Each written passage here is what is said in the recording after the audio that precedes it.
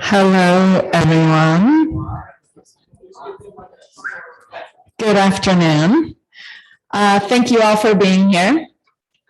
I have the distinct honor of introducing our final keynote speaker of this summit. Zach Crawford is a coach educator with US Soccer. He is certainly one of the leaders in the NGB world in coach development.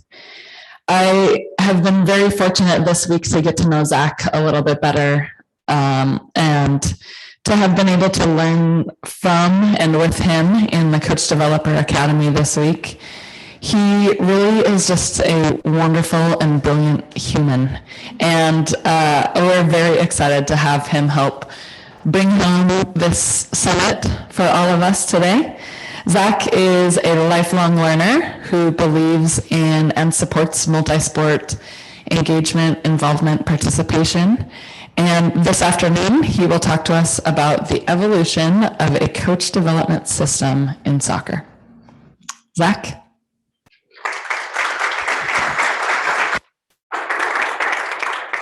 Thanks, Kara. Can everybody hear me okay? Awesome. Just want to give a quick shout out to Kara and Melissa Thompson and Sam Cowan and Heidi Tiebert, who led the Coach Developer workshop for us. I've been here since Saturday. I see several of my colleagues out in the crowd, so shout out to all of you. I was going to make a joke and start this session. By the end of this session, you will be able to. But it was such an enjoyable experience to be with all of my other colleagues from across the world, from across different sports, different levels of coach development that we all work in. And it was an incredible experience to learn with and from everyone that was there. So I highly suggest, if you have never done the USCCE Coach Developer Academy, I want to create a problem for Kristen and everyone else, is that you all want to sign up for this by the end of this talk today. So thanks for that. It was a no-brainer when Katie reached out to me to ask if I would come and speak about this. I mean, it was immediate yes. The hardest thing was actually deciding what I was going to wear. And this is what I went with. So thank you. So I thought, oh, should I go the sports suit route because I'm an academic? Or should I go the track suit route because I'm a practitioner? But I'm actually a pracademic. I'm a practitioner that has an academic background. So I split the difference and I went with jeans and the sport coaching polo at the top. So I'm excited to talk about this and share with what we do in US Soccer. This is an evolution of a system. We all work within our own systems, and there's often microsystems inside of how we operate.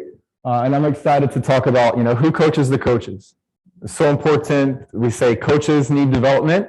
We need to think about those people that are the ones developing those coaches. And even there's another layer that we're going to talk about of those that train, the master trainers that work with the coach developers. So there's going to be kind of a rush and draw effect, and I'm going to try to help you keep everything in perspective as we go through this. All right, make sure the clicker's, all right, perfect. So welcome, how are you? How are you doing? It's been a rough past couple of years for all of us. We've all been through a lot. I want to say thank you to the USCCE for the support of the group and from a lot of great individuals. I participate in a community of practice that Kristen puts together with several NGBs. And this group, during the first part of the pandemic, was a bedrock for me. Just from a personal level of checking in and making sure that we're all okay. So I want to say thank you for the opportunity to get up and speak today, but thank you for creating communities of practice that academics like myself can come in and exchange and share ideas. So I'm honored to be here. Okay, so this is like a mosaic of who I am. Pick a picture out of there and I can tell you a story about anything on this slide. I'm a learner, I'm an achiever, I'm a maximizer, and I love to teach. I love, really teaching for me is helping people learn. And you see there, I have a few F's as well: family, football, friends, fitness, and food. You'll find all of them on these pictures here. But I want to highlight maybe just one or two of them for you. Let's see here. I don't know if this has a, oops, sorry, can you go back one?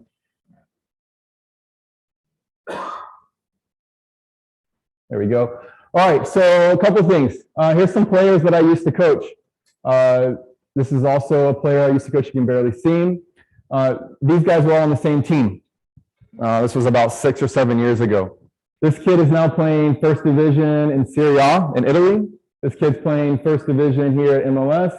This kid's playing for the Puerto Rican national team. They've all had stints with the U.S. national team. This kid was on the same team with them. I'm sorry, you can't see him.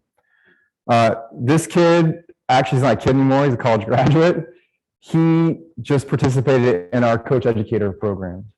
So they're all involved in the game at some rate. And I think as coaches and coach developers, that's really how we measure our success, is if they keep going, if they carry the legacy on. So I'm really proud of that. I'm also really proud of this picture here, in addition to my family, my wife, and everyone that supports me.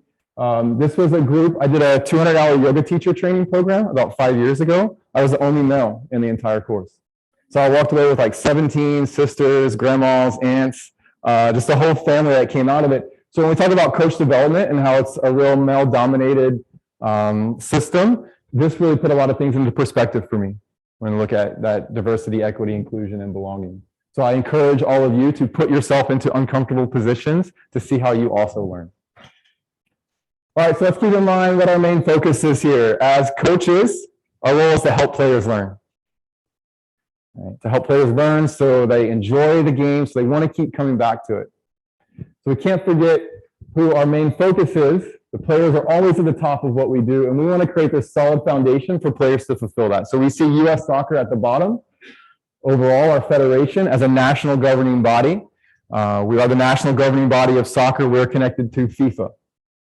So we have our coaching education department inside of it, about 150 employees here, about 20 here. And then we have a whole system of educators, coaches, and mentors that are supporting these players. So we have to keep in mind the players with every decision that we make as adults here. Okay. And this kind of helps put it in perspective. Had the pleasure of sitting next to Sarah McQuaid this morning and Jody and Diane's session, and we had a great conversation, and she described this as this cascade effect. So the players are what we have in mind. There's millions of players that are playing soccer in this country. And we have tens of thousands, really hundreds of thousands of coaches that support them. And so what's our system of helping support these coaches? We have about 1,000, roughly, I'm rounding up a little bit, coach educators all across this country. Okay, so let that sink in. And for a minute, I'm going to let you compare to your own association, but I'm going to stop that in just a moment. All right, this is important for scope. There are 1,000 coach educators, and then we have about 20 coach educator developers, or what we would call master trainers, right, that are in charge of educating and supporting the development of these 1,000 that support the tens of thousands of coaches, that support the millions of players. And here's me over here supporting this group of master trainers. So I'm not saying I'm at the bottom of this pyramid supporting all of that, because that would be quite stressful to think about every day. But we have to think about how we can have an impact. And one of the things I'm going to talk about today is people, and how people are our greatest resource. So how can we invest in these amplifiers? These are our key people. These are our influencers, so to speak, that go and influence these, to influence this group, to influence that group. Okay, so if I talk in like a meta fashion and thinking about the Russian doll effect, this is me, the tiniest doll, inside of all these other larger dolls that make this entire system. Take a second, read over this. Maybe you've seen it before.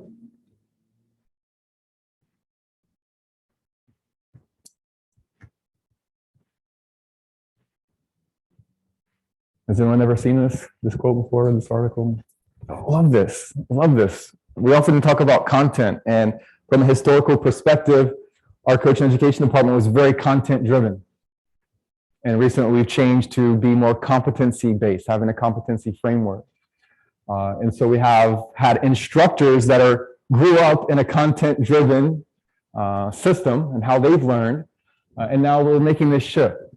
And it's not so much about the content. The content can be great, but if your means of facilitating it are flawed, it doesn't matter how good the content is. All right, so that's what we're going to talk about today, is how do we help make this come to life so people can learn.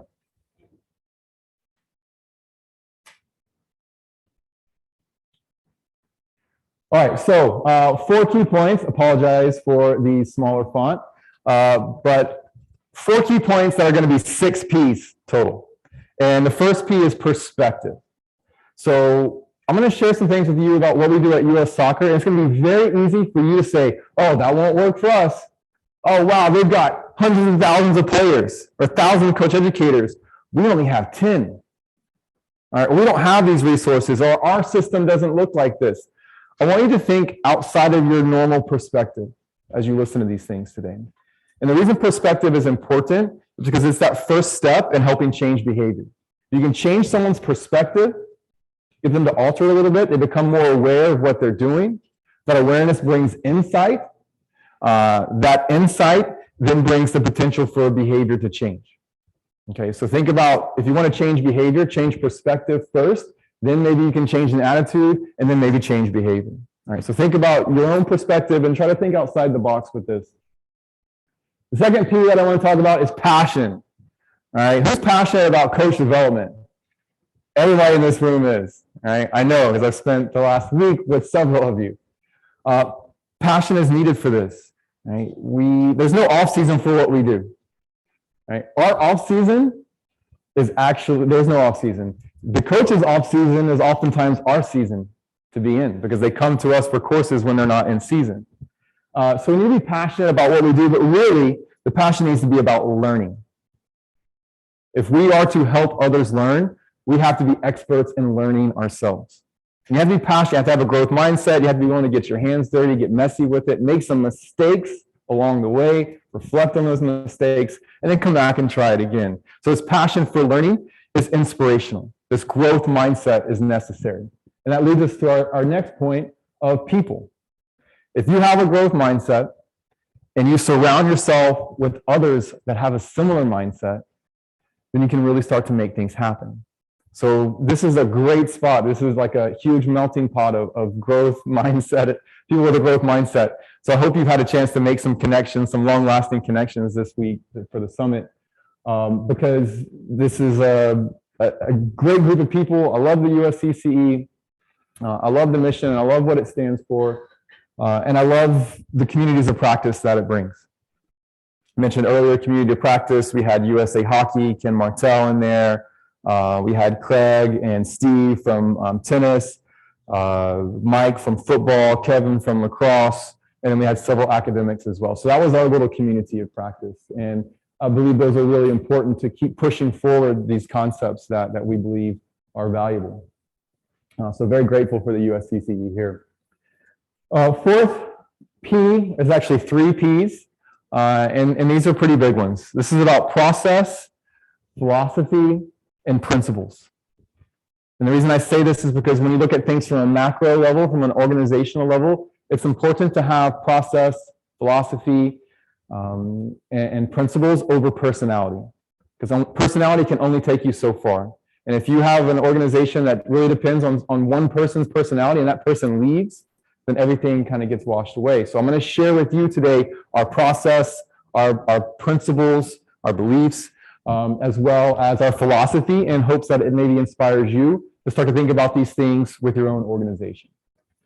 Okay, so process is important because if you don't know what you're doing, if you can't explain what you're doing as a process, you really don't know what you're doing. So you have to be able to stop and break it down and understand how all the parts of the system are interconnected and interrelated and help support everything overall. All right, and then principles help guide our behavior. Because coach development is messy, isn't it? No course is ever the same. And so if we try to create robotic educators or robotic coach developers, and that's how a lot of us have been trained, that's how a lot of us went to school, so we're trying to change mindsets, then we can expect robotic results. But coach development is messy, so if we create guardrails, principles that help guide our beliefs when things get a little bit messy, then that kind of helps keep all noses pointed in the same direction at least, versus everybody going off and doing their own thing, which you saw our numbers a minute ago. Assuredly, that happens with just the sheer size of our system. Okay, so 4 key points. I'm going to keep cycling back through these as I share our system and what we do. If you have any questions along the way, please pause me and stop. But I'm going to keep coming back through these themes, and sometimes I'll be implicit, it'll be explicit. I'll call it out. Other times, I hope that you make that implicit connection with any of these 6 P's here. All right, terminology. I don't know. I'm an acronym guy. My name is Zachary Aaron Crawford, ZAC. I don't know if my parents did that on purpose or not. My mom's watching. I hope so. Hey, Mom. So I love an acronym here, and you may see several of these as we go through. There is a key one missing up here. It's KD. And if I say KD, I mean Kristen Diefenbach back there and all the hard work that she's done. Okay, but I want to highlight the first 2 up here. We can click that one. When I say coach educator, this is our term for coach developer. And a little bit about the rationale on why we chose this term. One is to align with FIFA, with our national governing body or international governing body. They use the term coach educator. And 2, part of what we do is a formal education process. We license people, we license coaches. Through FIFA, we're the only organization in the United States, as the NGB, that can issue a soccer coaching license. All right, so that means that coaches come in as part of a formal education pathway, and that's why we chose the term educator over developer. So then we have the group that supports the coach educators. We call them coach educator developers, CED, and these are basically master trainers or master coach developers. Okay. All right, so now a little bit of context. Again, don't compare. Keep your perspective open. It's been said, comparison is the killer of all joy. If you start to compare right now, you're going to miss the whole point. I want to give you this for scope and context. We have 111 member associations. If I asked you all right now to name a soccer association that you're familiar with, it would probably fit into this 111. AYSO, I know Scott Snyder's out there watching on Zoom. You've probably heard of them. USSSA, Say Soccer, U.S. Club Soccer, United States Youth Soccer Association, those are all part of our system. So it's a very complicated system where we support our members through registering players, and then ultimately those member associations become education providers. Only 60 of them offer education through our program. What's unique to us is we have 28 different national teams, all right? And also the first football soccer association across the world to have a collective bargaining agreement for both the men and women for profit sharing. So we're really, really grateful for that. Our national teams help drive a lot of revenue. And maybe you've heard or seen this. We reinvest. Our department is funded by the funds that we can make off of our national teams and through other donors and sponsors as well. So really proud of our 28 national teams. Our men's team's playing tonight, just a little plug for them. And then they're off to Qatar and the World Cup later this year. So we're really excited to be back in there for the men. And of course, our women, 2-time reigning world champions, super proud of them as well. We have around 200,000 licensed coaches, quite a few referees as well. And we are a nonprofit. We're a 501c3. So we have to raise all the funds that we need. Through our education program, we have about 40,000 coaches a year that come through our courses. There's 7 different coaching course levels. I'll show you those. They're down here. We'll go into those in a minute. And we have 12 full-time staff that help support this. And like I said, it's all relative. Some of you might be saying, wow, how do you do that with only 12? Some of you might be saying, man, I would be glad just to have another person that's here to help me. Okay. So let's take a look at this horizontal pathway. And I believe it's important to depict a coaching education pathway horizontally rather than vertically, because I think a vertical depiction sends a statement to coaches that one level is higher than the other. And I try to help us change our terms. Can we go to the next one? I try to help us change our terms because we say, oh yeah, the lower level coaching. What does the word lower mean? What is the connotation? Lower can sometimes mean a negative thing, right? No, this is a foundation. The foundation is so important. We need coaches at the grassroots level because those are the highest number of coaches that are involved in the game. So where I operated the first 4 years with the Federation was I was in charge of all of this. The grassroots courses, there's 4 of them, 4 levels. There's 4 online courses and 4 in-person courses. There were 3 different ways to deliver the in-person course and in 2 languages. So I had to create all of the educator support, the curriculum and the educator support for those grassroots courses, as well as the D. which is kind of a culmination of all of that. It's kind of like the masters of grassroots coaching is what some people call it. So I supported this part of our pathway, and now my role has changed to support coach educators for everything. Because along with those 9 courses that I oversaw, I also oversaw at the time we had an instructor license course. So I'll talk about this in a minute. We had to have a license to teach courses at this level, but up until this year, you did not need a license to teach at this level. I'm gonna talk about that as something that was wrong with our system and what we learned from. So this is our horizontal pathway. Each course level represents ages and stages of development for players. And so we take people through these learning lines, this progression of this foundational level. And it's horizontal because not everyone's gonna go here. Jill Ellis is a pro licensed coach. She's won the World Cup 2 times. I don't think I'll win the World Cup even once as a coach. I don't know, never say never. But for me, I'm here, right? I'm not gonna go to this because that's not the area that I work in. And that's not bad, that's not a bad thing. We just need to find the right level for coaches. And that's why we've created an extended pathway. We have club leadership, director of coaching course, academy director. We have a talent ID course for those that are scouts. We have goalkeeping that will come online very soon. We're working on this. And then future as well, futsal, beach, developmental disabilities. There's so many areas that we can go into here. So that's our pathway of what we offer for coaches as well as our extended pathway. Here's our department setup. We have 2 directors. One's in charge of the technical side of things, who's my direct report. And then we have a director who's in charge of administration. And so they work together to drive the whole department. We have 5 people that do what I do, so 4 others in addition to me that are full-time. And then we have 5 part-time staff that help support 900, I rounded up to 1,000 earlier, 900 educators. It's a massive system. We have 4 administrative staff and then 2 associates. So let's key in on these 900 educators. They all work for our education provider, most of them do. So they're not direct employees of US Soccer. They work through Alabama Soccer Association or AYSO to deliver these courses. And for them, when you look at it, they have a full-time job, most of them, then they coach, and they do something else, and then this is their like tertiary job. It's a secondary or tertiary job for most people because coaching is kind of their primary passion. That's where they profession, but coach development is something they do on the side.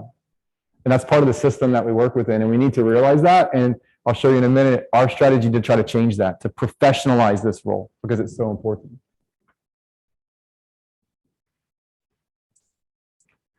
All right, so historical context. Since the 1970s, we've been trying to provide education that fits the needs of coaches at all levels. We want to provide the tools and support and guidance that the coach requires. However,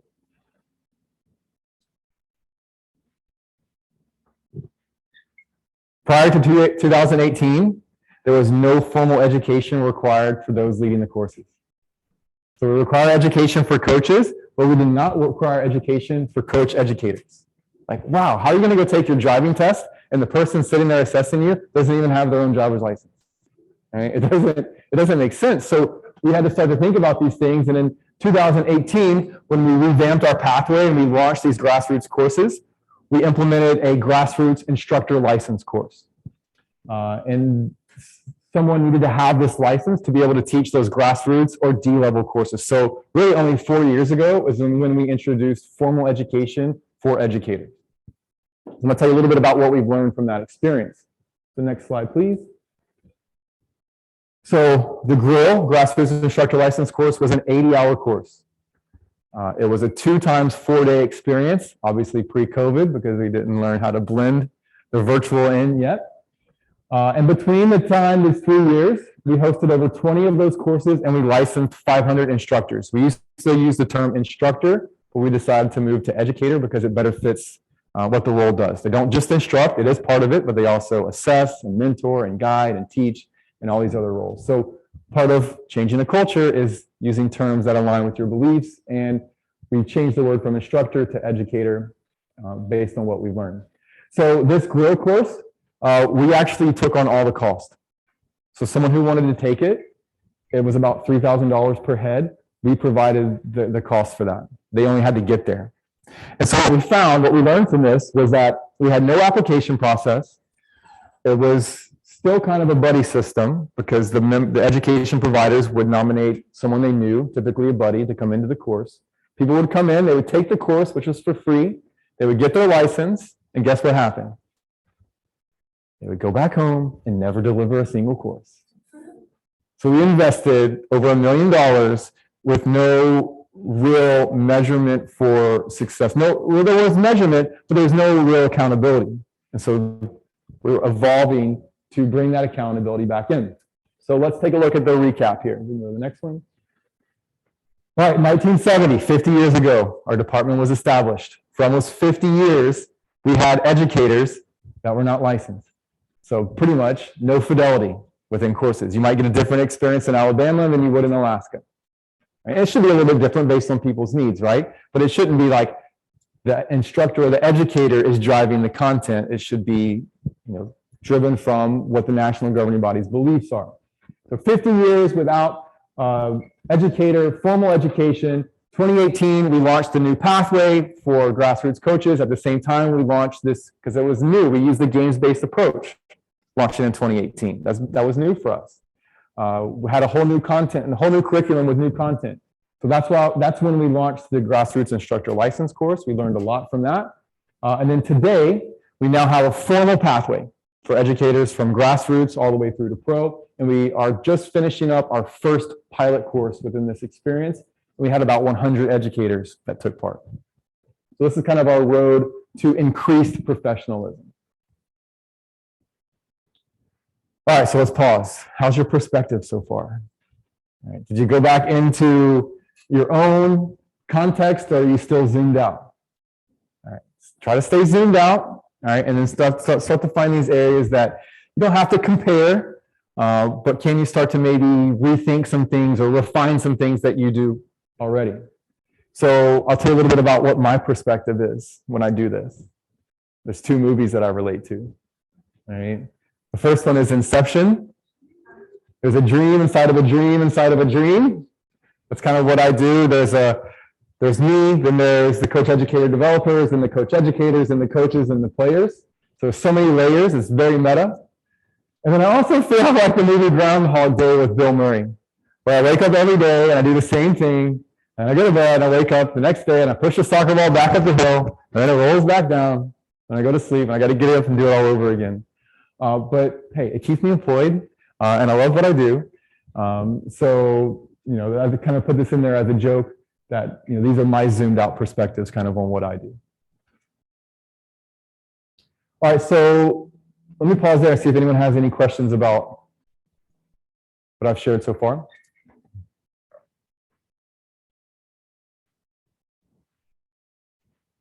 All right, let's dive a little bit deeper into one of the other P's, process. So I'm going to share with you our process for creating big picture, objective, and strategy.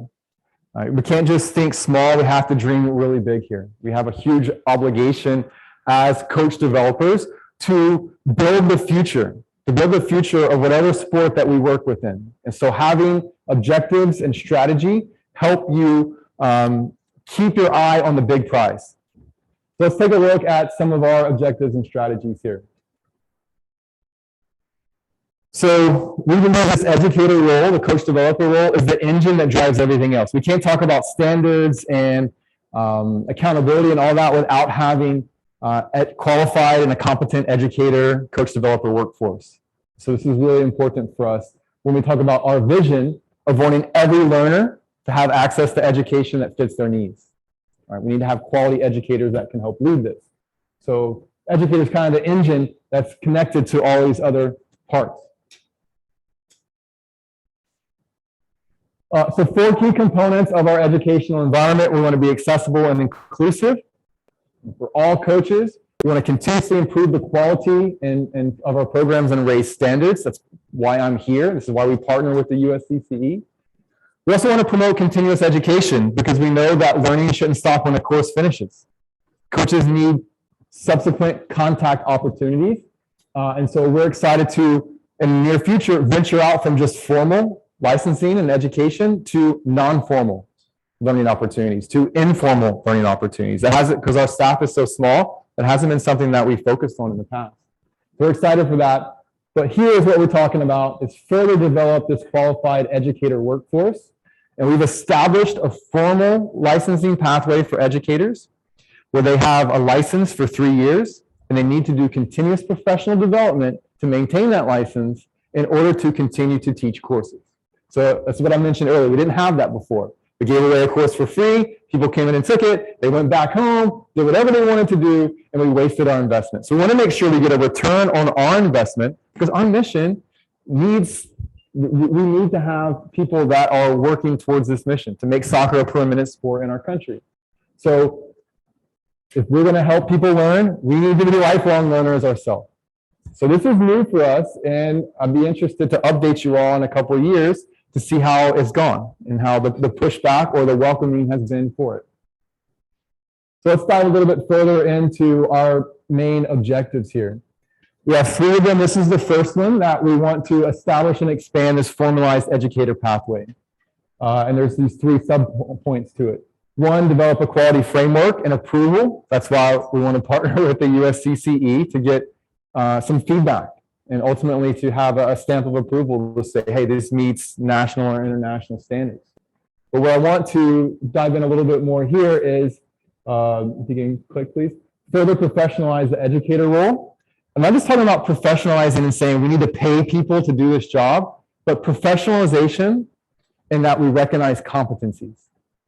That it's recognized as a profession. It's not a hobby. It's not just a tertiary job for someone. You know, I'm lucky enough that I've been able to do this full-time for 5 years now as a coach educator. So we want to further professionalize the educator role and influence the market to do the same. Right now, we have our member associations. They have a technical leader, and usually that technical leader wears so many different hats. They're not only in charge of coach education, but they're in charge of talent identification, club development, and coaching ed is just part of what they do. We want to try to help it be the main thing that they do, or hire someone on their staff that this is the only thing they do, is overseeing and supporting coach education. And really, it's this next one, professionalizing the coach educator developer role. So in the same concept, this Inception movie, the dream within the dream, right? We have the coaches who are supported by the coach educators, coach developers. And then we need this layer of support for those coach educators. And these are our coach educator developers. And this is where I spend most of my time, is supporting them.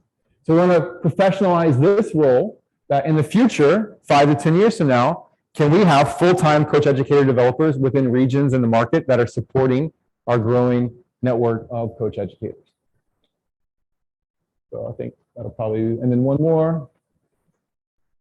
So right now, we're actually building a profile for a coach educator developer, the task that a coach educator developer needs to do and the competencies within it, attitude, knowledge, and skills. And that's just an exciting update of where we're at now to help professionalize that role. Let's go on to objective number 2. And this is about not just the pathway, but how do we identify the right people? How do we get the right people on the bus? And then how do we get the right people on the right seats on the bus? And then provide that education. It's also a big area of focus for us with diversity, equity, inclusion, and belonging.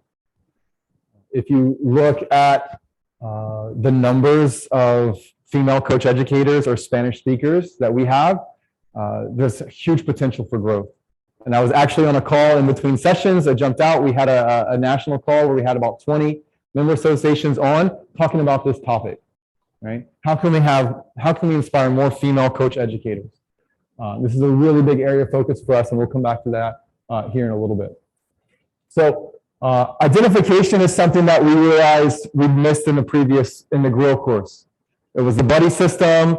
You knew someone, you could get in, and hey, this guy's good or this gal's good. We let them into the program, and it was a waste of everybody's time. So identification is really important, and I'll tell you about an application process that we've now included in this to help really filter people out, or they filter themselves out. Because if they're not willing to answer some short answer questions about learner-centered teaching, then they probably don't have the time to invest in being a really good coach developer or coach educator. So I'll talk a little bit about our application process as well. Let's go to the third one. which is about continuous professional development. So this was something that was missing from our previous course as well. You got your license and you were good. Oh, I took the instructor license. I don't need to learn anymore. It goes against everything that we believe in. Coach Educator has said before, we have to be the best learners. The best teachers are the best learners, and we have to have that growth mindset. So having a license for 3 years, but needing to do continuous professional development, have some CEUs to maintain that license, and then also provide development opportunities for our master trainers, our coach educator developers as well. All right, so those are our 3 objectives. Let's zoom in a little bit more now on some more of our beliefs, philosophy, and process here. So I'm going to give you, this is what our course looks like. This is a snapshot of what our course looks like now, and I'll tell you a little bit about how we arrived here. So first, it's important to talk about what is the mission of our department. We're charged with helping people learn. All right? We have to help people learn, and to do that, we need to create the most positive, safe, supportive, and challenging learning environments. To do that, we have a philosophy on learning and teaching. And notice how we put learning first, because that's what we do. We actually had it the other way. We had a philosophy on teaching and learning, but if we're charged with helping others learn, then that needs to come up to the forefront. So the language that you use is important. The words you use mean things. And so for us, flipping those was a huge kind of shift in what our focus was. So we have 3 tenets of our educational philosophy. We can go to the next one. Reality-based, experiential learning, and holistic approach. All right, so reality-based. I think we all know what this means, but a quick explanation. Is the learning taking place based off of their real-life context? Right? People come into a course and they learn something, but it has no application to their context. And we know the adult learner needs to know how this can be applied to their own environment. So reality-based is important. This is why we started to bring in youth players during the coaching courses. I know this sounds like, oh, why haven't you guys been doing this? But if you're going to learn how to teach a 5-year-old and coach them, you need to bring in 5-year-olds and have them sitting down in the field and rolling around and all of that. You can't replicate that. I can be a pretty good 5-year-old if I need to be, but that's not like having real kids there. So in our courses, we want to bring in and set up the environment that looks as close as possible to what their real life situation is. And once we do that, then we can create experiential learning opportunities. All right, do, reflect, plan the next steps, all right, and then go around again. All right, and it's not just about going around the reflective circle, but spiraling up. And the way that we do this is creating a learning environment through the reality-based experiential learning opportunities, and we do it in a holistic way to help people develop these competencies. Holistic for us means a couple of things. One, that the person and the professional are simultaneously changed. Right? They're going to benefit from this course, not just as a coach, but as a person. But holistic also means that all parts of the system are interconnected and they're interrelated, and you can't really just pull one thing out and take a look at it. So everything's connected, especially when it comes to these competencies. We believe there are 6 tasks of a coach. You've all can probably think of 2 of them, coaching games and coaching training sessions. And I think that's where the majority of coach education courses have focused in the past. That's kind of the what to coach. But we also believe it's important to discuss how to coach. So we have 4 other tasks of a coach: leading the team, leading the player, managing your performance environment, and then leadership. How do you lead yourself so that you can effectively lead others? So we want to create these learning environments that are based off of these reality-based experiential learning holistic tenets in order to develop the competencies that they need within those 6 tasks of a U.S. soccer coach. So we have our philosophy. We had talked about competencies. Where do these competencies come from? Do we just make them up on the spot? Do we ask the person what they learned? As an NGV with educational pathway, we have to provide a learning context in each course. All right. Learning in this course is designed around working with players in the 6 to 12-year-old age range. Okay. And so within each of those contexts, for learning, we have specific competencies. So what does it mean to work with players in the 6 to 12 age range? What kind of attitude do you need to have? What knowledge do you need? What skills do you need? And so this profile is a starting point for us. It gives us an objective measurement for them to develop these skills, and they have to demonstrate proof of competency development by the end of the course. So we also use the profile when we look to identify and recommend new coach educators. We look and see, okay, the tasks. So our educator profile has 5 tasks. Right, so 5 tasks are leading yourself, same concept, teaching, managing your learning environment, guiding, and assessing. So we believe those are the 5 major tasks that an educator does. And we have competencies within those tasks, and we use those to identify and then help train new coach educators. So those are those tasks that I just shared, the 6 tasks of a U.S. soccer coach. It's not just what to coach, but it's also how to coach. This is really important because we get a lot of pushback on this. I don't know if anyone else does as well. Don't just tell me what I need to coach. No, you need to understand how to coach it. How do you talk with a 6-year-old versus a 16-year-old? Those are 2 different conversations. So those soft skills are important for us. And we believe the educator needs to perform these 5 tasks in order to help the coach perform those 6 tasks. So again, the meta version, the Russian doll, to be a coach educator is hard work. Right? It's really hard work because you have to see a lot of different levels. So you have to understand this and use these 5 tasks to do this. I want to highlight this. My buddy Liam McCarthy was here. I enjoyed his session. Assessing. We talk about assessment in 2 ways. Assessment for learning and assessment of learning. So there's a formative approach to learning, and then at the end of it, because we issue a license through our formal pathway, there has to be a summative assessment of competencies. So we believe assessment is not just that final endpoint. Summative, it's formative and helping that person learn. Again, that's our purpose, to help others learn. This kind of is an infographic of our educator profile. That's a QR code. If you want to take your camera out and scan it right now, this is our educator profile document. I'll warn you, it's about 146 pages. Okay. Now, part of what I didn't tell you earlier is that in my academic background, I started a PhD in cognitive psychology. I went all the way through it, all the dissertation. I turned in my proposal, and then I just walked away from it. I went back and got a second master's degree in human performance and sport management. What the hell am I going to do with cognitive psychology and human performance and sport management? I'm going to be a coach educator. It all worked out. But since I didn't finish my dissertation, putting this profile together, can we go to the next slide, was almost like writing my dissertation. I did 18 months of research, and this is about people. This is what I want to cue in. People are our own best resource. I reached out to Kristen, reached out to Liam, to a colleague, Colin Barnes, who helped us as an external group. This is why these types of environments are so important for practitioners and academics. We worked together to create this profile. And so I went from ABD to ABL. Has anyone ever heard that before?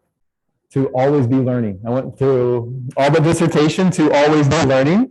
And this process for me was great because I got to reach out and connect with people all across the world. And big shout out to the ICCE. This Coach Developer Framework document was like my Bible. It was our Bible for creating what we put together. So people are important to what we do. Very important, our best resource. And we don't build enough bridges. So for instance, Christine Nash is here. You're in this book, by the way. There's a quote from you in this book. And like, how bad of me as a practitioner to not reach out to Christine and say, hey, I'm Zach. I work with U.S. Soccer. By the way, I really enjoy your work. Do you mind if we quote you in this? Or, hey, let's make a connection. Maybe we can tell you how we're implementing some things. So I think it goes both ways. The practitioners, we could definitely do a better job of reaching out and making that connection. But also academics to say, hey, how can we help support you? Where can we come in and do kind of a needs analysis? Or where would our research help benefit and push the game forward? So this one's really important as you look to develop your own system. All right, identify recruiting, the focus on DEI. Just take a look at this picture up here. Tell me what's wrong with it. A lot of beautiful people, but we all kind of look the same. These are those member technical leaders that I told you about. These are the people that are in charge of building staffs for coach educators. So, hey, love you all. This is my team.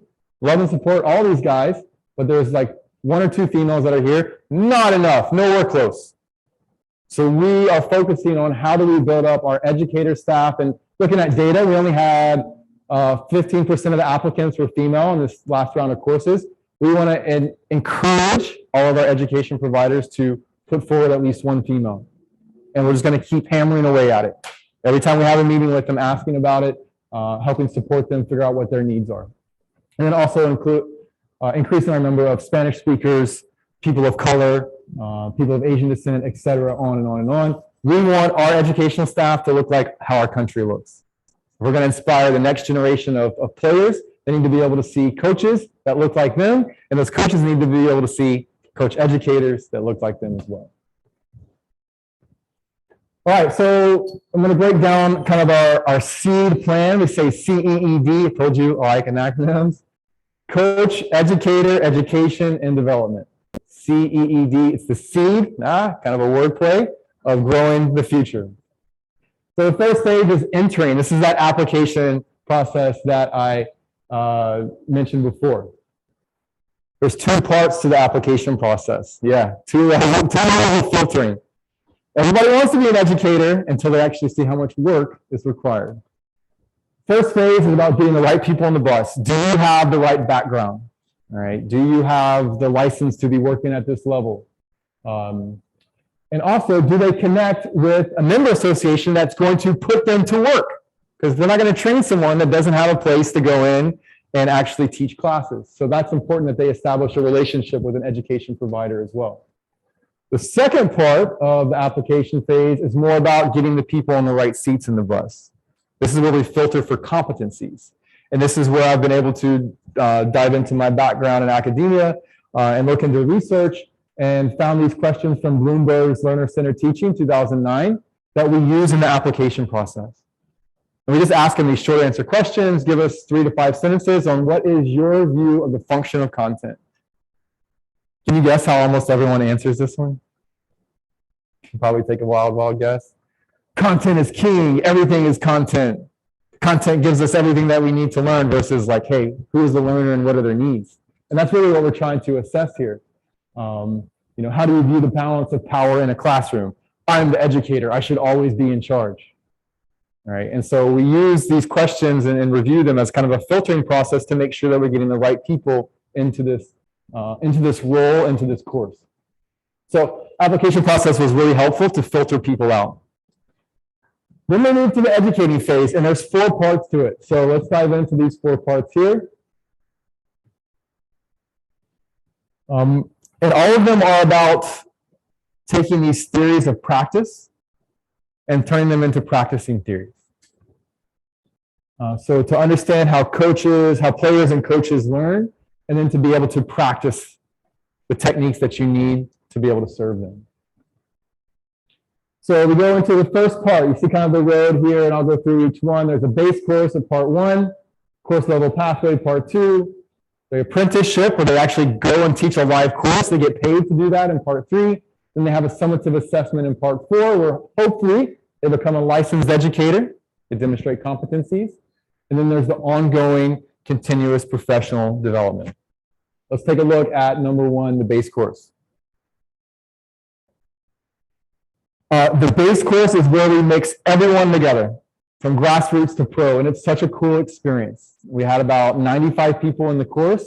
Most of them were grassroots. That's our biggest need. But we had a grassroots educator right there with a B coach educator, with a DOC educator, and they're sharing their experiences, and it's a real beautiful thing. And what we do in the base course is it's all virtual. It's a flipped classroom approach. They interact with a module. They reflect on that module, and then they come in and have a discussion. We keep the ratio 5 to 1. 1 coach educator developer with 5 coach educator students. And they have discussions, and we kind of go large group, small group, large group, small group, use this accordion effect, and keep everyone active. What I'd like to highlight for us here with this base course is that it's built off of the profile. The profile, those 5 tasks and the competencies are the foundation of the role. It's kind of like the occupational socialization. This is the professional side of it. This is what you need to do. It's also the organizational side of this is who we are as US Soccer. This is what we believe. So there's two main parts, and I kept this in there. I scratched it out and highlighted this because I updated this slide this morning because it didn't jive with our beliefs. I had on the slide, we have online content modules that the student coach educator can do. It's not about the content. It's actually their reflection of that content. So they interact and they reflect, okay, what does it mean to have a growth mindset? Give us an example. And so they write it out and they journal about it. And so we use those reflection prompts to build into our small group discussions in the virtual meeting. So it's all about formative assessment here. We don't summative assess someone on their own reflections. We just help build attitudes. We cultivate attitudes here in the base course and provide a base layer of knowledge. Then we move to part two, which is the course level pathway. So now they take what they've applied in the base course and they apply it within a specific course context. So they apply it to the grassroots course level or the A course level. It's a mixed learning. So now we've taken attitude and knowledge and we start to practice some skills. They start to practice, teach some of the things with their peers. They get feedback. And then they have some formative assessment that occurs here. Right now, this is all virtual for us, but in 2023, we hope to take this in person, to have a group of student coach educators go to a course and observe. But we couldn't do that this year with our planning, with the pandemic and everything. So we have a virtual environment for this. So part two, now we've applied it. Hopefully they're ready to step into a live course. So this is kind of that stair-step approach to getting them ready. Before, they came in, they took a course. We did teach a course inside of that course. We taught a 4-hour grassroots course inside of that 80-hour course, which was kind of cool. And then we sent them off on their own and said, good luck. We hope you got it. So now we actually give them an apprenticeship, a course that they teach with a mentor. Their coach, educator, developer supports them through this process. And we can go ahead. That apprenticeship is paid for them. So this course does cost money, the educator course, but they get reimbursed if they stick it out and they deliver. So this is where we get our return on investment. Because we're subsidizing a lot of the costs for this course still. They do pay a nominal fee. We do that to make sure they have some skin in the game, some ownership. But they pay for the course, but they get paid back during this apprenticeship and they have support. I think this is a big part, people. Going back to the people, that P. The support of a coach, educator, developer, the support of a trained mentor is so important here. So critical to their success. And then that takes us to the fourth one, which is a summative assessment, which is a project-based learning. So they take everything that they've learned throughout the course. We have 13 minimum competencies that they must demonstrate proof. So they have a video session of them having a one-on-one discussion with a student coach. And they walk us through how they're using the task of guiding and the competencies within it.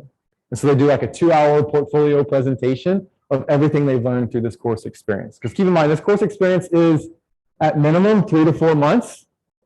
And for the longer courses, like an A course that goes a year, this educator course lasts about 16 months. All right, so they have a lot of time and opportunities to collect this data. But it's all about project-based learning. So those are the 4 parts of the actual education. It leads them to be a licensed educator and then leads them into that continuous professional development. All right, so let me kind of wrap it up here with sharing a little bit more about people and the passion that we need with the people we work with, and then some further process and principles. These are our US soccer beliefs. So hopefully, at this point, I haven't even talked about anything specific to the game of soccer. I hope you picked up on that. You're going to apply this to almost any system, okay? So let's talk a little bit about who we are and what we believe in, because I think this will bring it to life a little bit. This is our vision. It's our big pie in the sky. We want every learner to have access to education that fits their needs and helps them develop to their individual potential. We know this is very hard, differentiating learning for an entire country. It's massive, all right? But all these coaches need help, and we want to help provide opportunities for them to develop to their potential. So how do we do that? This is why we do what we do. It's all about learning. And I hope that you've seen this through this presentation. It's not about teaching, it's about helping others learn. And really, it's not just helping them learn about soccer, it's helping them learn about learning. Because they come into a course with their backpack of experiences, everything that they've been through in life, and most of it has been very teacher-centered. That's just kind of our culture, and that's what they expect. Just come in, open up my skull, cram it down there, close it back, and let me go on my way. Or just tell me how to cut, copy, paste, and repeat whatever you did. I'll do that. I'm going to go back home to my own environment and keep doing the same things over and over again. We want to help coaches learn. Our role, the way to do that, is to facilitate a self-regulated learning process. Facilitate. Right? You're guiding, you're supporting, pulling when you need to, pushing when you need to. Ultimately, this leads to helping coaches become autonomous learners. So they can leave the course and they have the tools to continue with a self-regulated learning process that's ongoing. It doesn't stop. When the course ends, the learning shouldn't. And I think as coach developers, we have to think about, that saying, the worst thing you can be as a coach is someone's last coach. Have you heard that before? I think also the worst thing you can be as a coach developer is someone's last coach developer, because you turn them off from education. We should be inspiring people to go try things. Hey, you know what? At the end of this course, maybe you're not going to have all the competencies to do this, but are you willing to try it? Step out there and do something a little bit different. Change your perspective. Okay? So those are our beliefs, and you see how learning is central to everything that we do there. These are our principles that guide our behavior. These are our principles as a federation overall.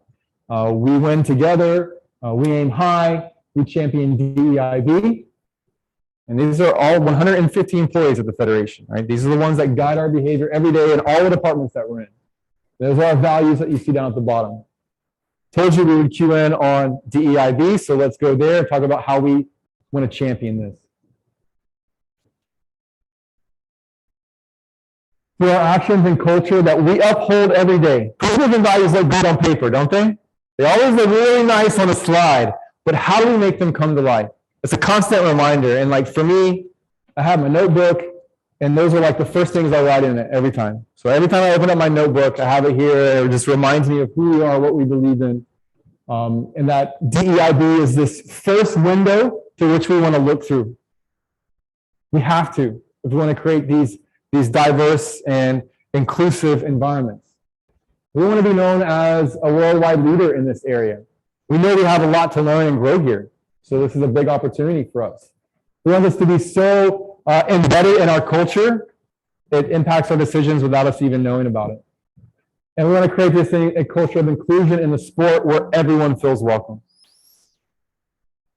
Ultimately, it's about making soccer accessible to all. All right, a Cage, amazing talk a couple days ago, and how to make soccer accessible for kids from all walks of life. That was so inspirational hearing him the other day, and it reminded me of what we want to do here. And I made a connection with him, and I'm going to be in contact with him and see how we can help from the Federation viewpoint support his club and what they're doing. All right, so let's move on with principles. So we took our principles from the Federation, and where's Brian and Joe and the guys in here, Clayton. All right, shout out to Sarah Campbell. Sarah is a member of the USCCE. She's been a long-time coach educator with us with US Soccer. She did her dissertation on principles-focused evaluation, PFE. Has anyone ever researched it or studied it? It's pretty cool stuff. So she did her study on us as we created our own department principles. So this is that idea of academics and practitioners working together. Sarah came to us and said, hey, I want to study this. Hey, we want to develop principles. Great, let's work together. We did an incredible study with her, and we came up with these principles that are based off of our Federation principles, but let me go through them. This is who we are as a department. We win together. It's all about building trusting and respectful relationships. When that student coach walks through the door, automatically we're trying to build that relationship. Set clear expectations, support, and guide each other in pursuit of them. Know where you want to go and how you want to get there. Support each other in doing it. We aim high. embrace and promote autonomous lifelong learning as the central purpose of what we do. It's not about licensing a coach. It's not about grading someone. It's about inspiring that person to continue to learn long after the course is over with. And they do that by engaging in self-reflection. We champion diversity. We want to create safe, enjoyable, challenging learning environments. And we want to value diverse perspectives by taking the time to understand others' current situations and aspirations. That's really important when we talk about creating learner-centered environments. We ask ourselves that question: who is in front of us and what are their needs? And that's so critical to creating that learner-centered environment. All right, so principles guide our intentions and our behaviors. Remember, it gets messy, so the principles help guide through those sticky situations. And this is a work in progress for us. Just because we have it on paper doesn't mean that, you know, it's going to be like this if you went to a course in your own environment. It's like the McDonald's commercial. The hamburger looks great on the commercial, right? But then you go to the actual restaurant and you get it and it doesn't look like that. Well, we want to have fidelity in our courses. We want to make sure that all of our educators are living by these principles. It's a tough task to do. So how do we do that? Let's recap. Let's kind of put it all together here. Perspective matters.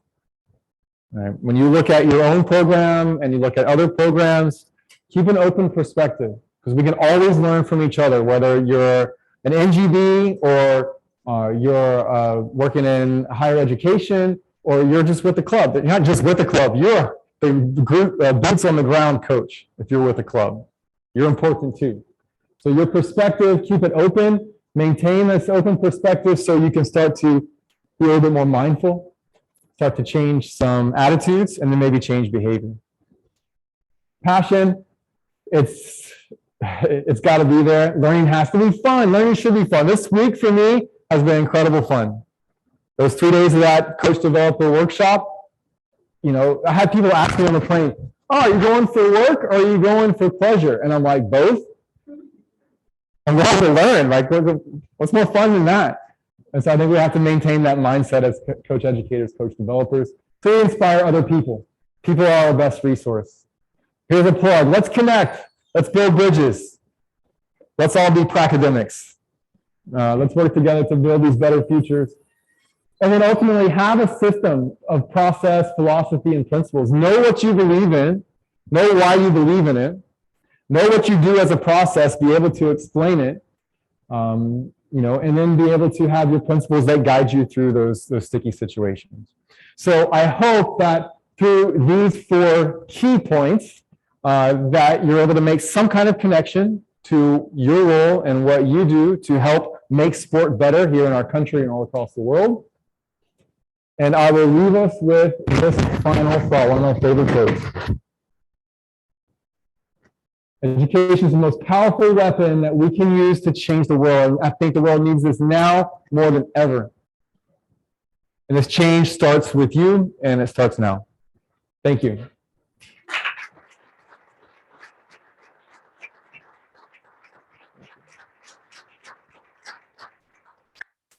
Thank you very much, Zach. And we are a little bit behind schedule, but we have a few minutes for some questions. There will be time to continue this conversation on coach development systems with Zach in this room, starting up in just a little bit here, concurrent with some other sessions that are happening. Are there any questions right now that Zach could field for us?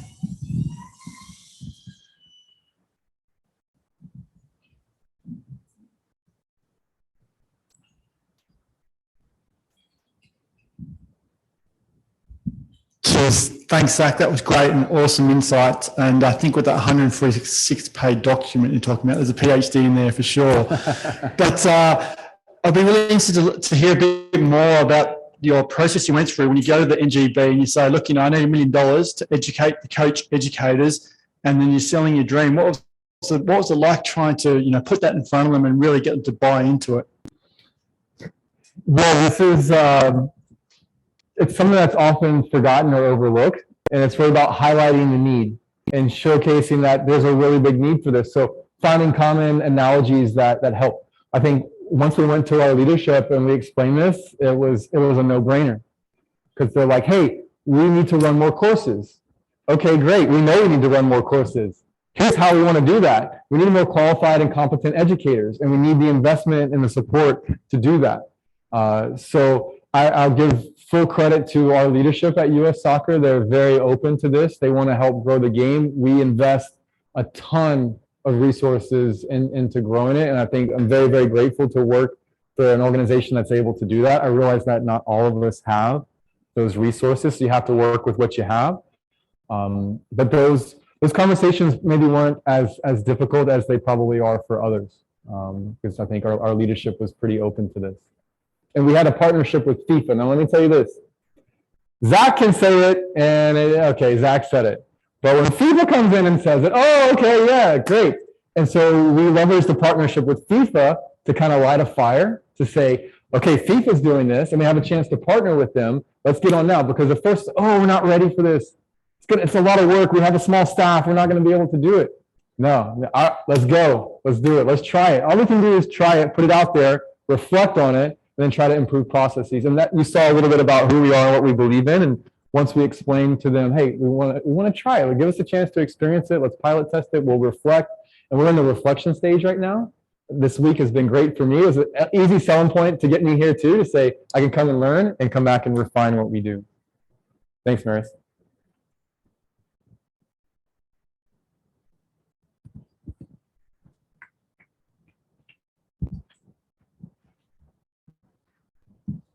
Thank you for a great presentation. I'm a first year of doctoral student in West Virginia University. So I'm not sure, but in my first semester, I read an article that there are a lot of volunteer coaches in the US who don't have any license.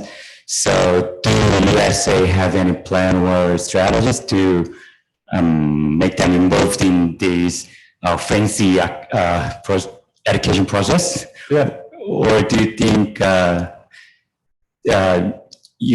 do you think the volunteer coaches should be reduced?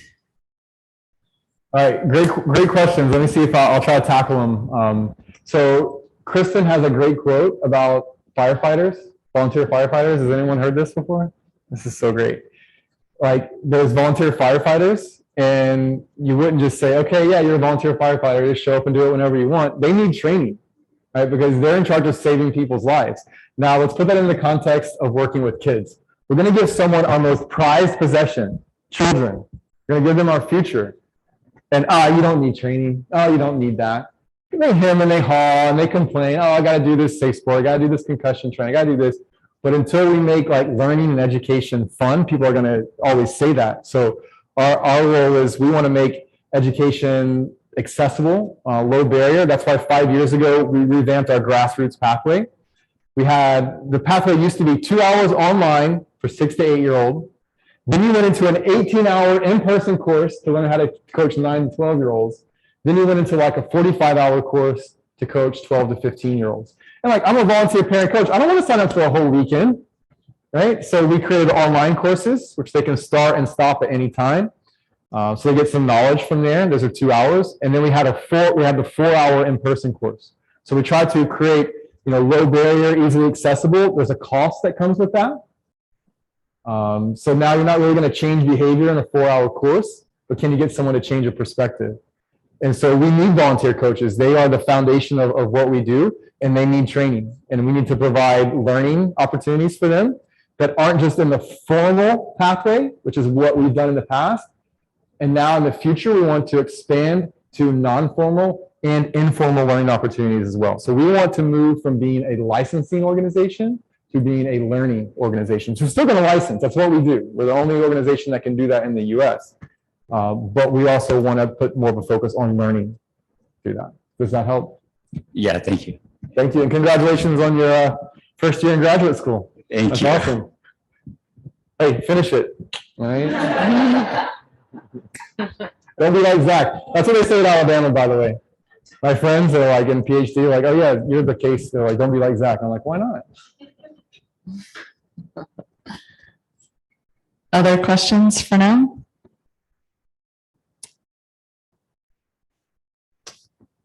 Okay, well, Zach will be in here, like I said, to continue this conversation on coach development systems. And again, Zach, thank you so much for being here, for sharing, and we really appreciate you and your time. Thanks.